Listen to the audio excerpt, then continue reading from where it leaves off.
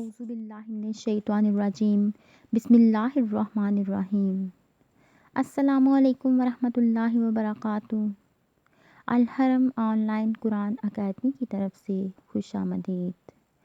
آج میں آپ کو ایک بہت ہی پیاری حدیث پڑھ کر سناؤں گی، لیکن اس سے پہلے میں آپ لوگوں سے گزارش کروں گی کہ اگر آپ میرے چینل پر نئے ہیں تو اسے لائک اور سبسکرائب کریں اور اپنے دوستوں میں اسے ضرور شیئر کریں اور ہمارے ساتھ صدقہ جاریہ کا حصہ بنیں۔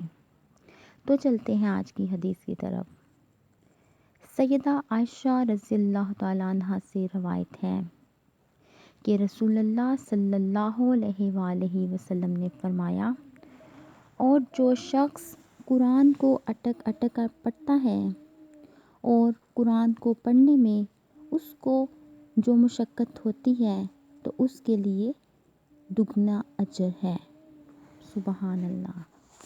ہم میں سے بہت سے لوگ ایسے ہیں جو قرآن کو اٹک اٹک کر پڑھنے کی بجائے اس کو پڑھنا ہی چھوڑ دیتے ہیں کیونکہ وہ فراوانی سے نہیں پڑھ سکتے۔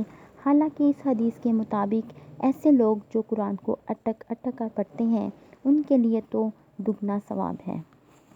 اس لیے ایسے افراد کو چاہیے کہ وہ قرآن کو ضرور پڑھیں، اور پڑھتے رہنے سے ایک تو دگنا ثواب کے حقدار رہیں گے اور دوسرا ان کے پڑھنے میں روانگی پیدا ہوگی۔ اللہ تعالیٰ سے دعا ہے کہ اللہ تعالیٰ ہمیں روزانہ قرآن کی تلاوت کرنے کی توفیق عطا فرمائے۔ آمین۔